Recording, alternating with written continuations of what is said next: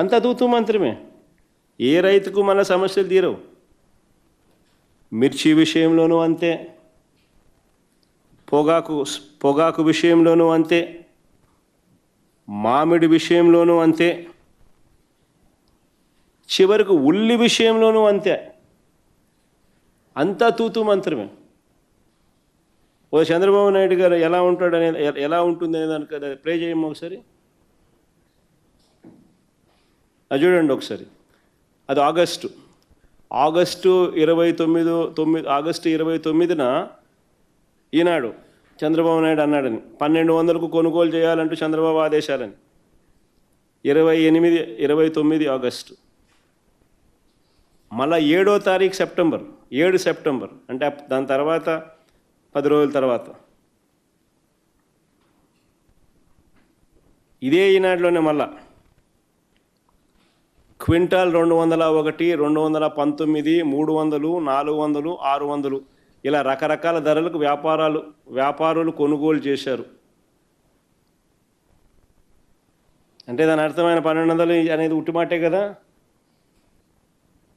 అదే కర్నూలులో మళ్ళీ వేరే పేపర్ సాక్షి కానీ ఇంకోటి కానీ పెడితే బాగుండదేమో అనే ఉద్దేశంతో వాళ్ళ గజెట్ పేపరే చూపిస్తున్నాం. మళ్ళీ ఆరోపణలు చేసేస్తారు కదా. పాపం రైతులు ఇబ్బంది పడకూడదు అని వాళ్ళ గజెట్ పేపరే చెప్తా ఉన్నా. అన్నీ తూతూ మంత్రాలే, అబద్ధాలు, మోసాలు. ఇవాళ ఉల్లి క్వింటాలు సగటు ధర 200 నుంచి 400. ఈ ధరకు క్షీణించినా కూడా పట్టించుకునే నాతుడు లేదు. మరి అదే బహిరంగ మార్కెట్లో ఎంత ఉందో తెలుసా ఉల్లి రేటు? ఇది ఒకసారి చూడండి. బిగ్ బాస్కెట్లో ఉల్లి రేటు 34 రూపాయలు కేజీ, అంటే 3400 క్వింటాలు. ఆడ 200, 400, 200, 300. ఈనాడు కట్టింగ్ ఇంతకుముందు చూపించిన కదంతా 200, 300, 400 అది రాసినాడు కదా. ఆడ 200, 300, ఈడ బిగ్ బాస్కెట్లో 3400 క్వింటాలు, కేజీ 34. అంటే రైతుల జీవితాలతో ఎలా ఆడుకుంటా ఉన్నారని చెప్పడానికి నిదర్శనాలు ఇవి.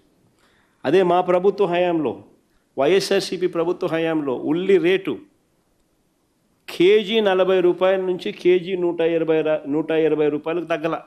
5 ఏళ్లలో రైతుకు అందే రేటు కేజీ 40 రూపాయల నుంచి కేజీ 120 రూపాయలు. ఒకసారి ఎక్కడో మధ్యలో కొంచెం ఇదైతే 9,000 టన్నులు ప్రొక్యూర్మెంట్ కూడా చేసి మళ్ళీ సప్లై కూడా జరిగింది. కోవిడ్ లాంటి సమయాలలో కూడా రైతులకు ఆదుకున్నాం. చీనీకాయల ధర 20 టన్ను 7,000, 8,000, 9,000, బాగొస్తే 12, 14. అదే వైఎస్ఆర్సీపీ హయాంలో కనిష్ట ధర 30,000, గరిష్ట ధర 1,00,000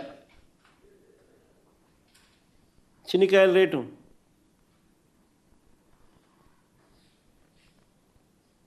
నేను అడుగుతా ఉన్న వైఎస్ఆర్సీపీ హయాంలో ఎందుకు రైతుల పరిస్థితి అంత మెరుగ్గా ఉంది, చంద్రబాబు నాయుడు గారి హయాంలో రైతుల పరిస్థితి ఎందుకు అంత దారుణంగా ఉంది అనే దానికి కారణం వైఎస్ఆర్సీపీ హయాంలో ధరల స్థిరీకరణ నిధి అని 3,000 కోట్లతో ధరల స్థిరీకరణ నిధి అని చెప్పి ఏర్పాటు చేసి మార్కెట్లో కాంపిటీషన్ క్రియేట్ చేసాం.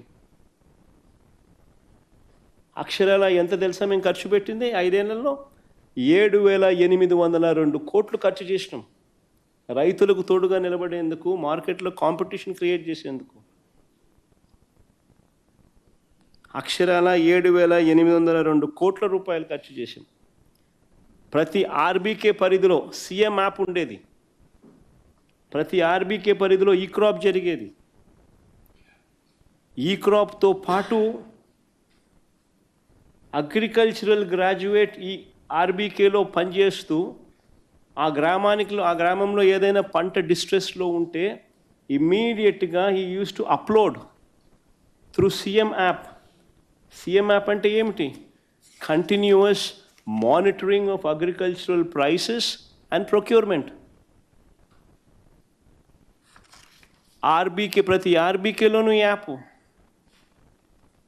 The agricultural assistant there who's an agricultural graduate upload చేసేవాడు. డిస్ట్రెస్లో ఏదైనా పంటలు ఉంటే ఆర్బీకేలో మినిమం గిట్టుబాటు ధరలు ఇంత అని చెప్పి ముందుగానే పెట్టేవాళ్ళు. ఆ ధరల కన్నా తక్కువ రేటుకి ఎక్కడైనా పంట పడిపోతే గవర్నమెంట్ ఇంటర్వ్యూన్ అయ్యేది. మార్కెట్లో కాంపిటీషన్ క్రియేట్ చేసేది. కాంపిటీషన్ క్రియేట్ చేయడం కోసం 3,000 కోట్ల ధరల స్థిరీకరణ నిధి ఏర్పాటు చేసింది.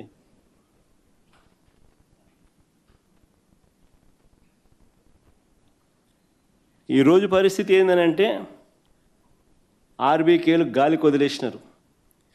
ఈ క్రాప్ నిర్వీర్యం చేశారు. CM app continuous monitoring of agricultural price and procurement మూలన పడిపోయింది.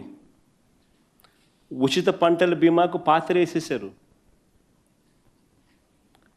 పంట నష్టం వస్తే అదే సీజన్ ముగిసేలోగానే ఇన్పుట్ సబ్సిడీ ఇచ్చే విధానం మా హయాంలో జరిగేది. ఈరోజు దానికి మంగళం పాడేశారు. రైతులకు 0 వడ్డీ పథకాన్ని ఎత్తేశారు.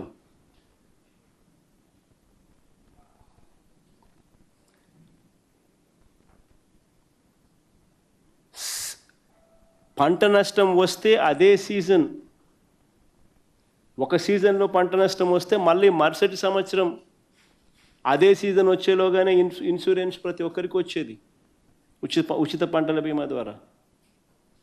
గాలికి పోయింది విధానాలు.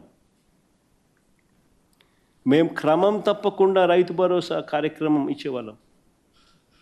క్రమం తప్పకుండా రైతు భరోసా కింద 13,500 రూపాయలు ప్రతి రైతు చేతిలో పెట్టుబడి సహాయం అందేది. ఇవన్నీ గాలికి వదిలేసినారు, ఎత్తేసినారు. ఇవన్నీ ఎత్తేసి పిఎం కిసాన్తో సంబంధం లేకుండా ఏడాదికి 20,000 రూపాయలు ఇస్తాము అన్నదాత సుఖీభవ అని పేరు పెట్టి అనే మాట చెప్పి, పిఎం కిసాన్తో సంబంధం లేకుండా అన్నదాత సుఖీభవ అని పేరు పెట్టి మేము 20,000 ఇస్తామని చెప్పి మొదటి ఏడాది ఎగ్గొట్టేశారు. ఇవ్వాల్సిన 20,000లో రెండో ఏడాది 20,000కి 5,000 ఇచ్చినారు. అంటే 40,000కి 5,000 ఇచ్చినారు. రైతుల పరిస్థితి ఇది.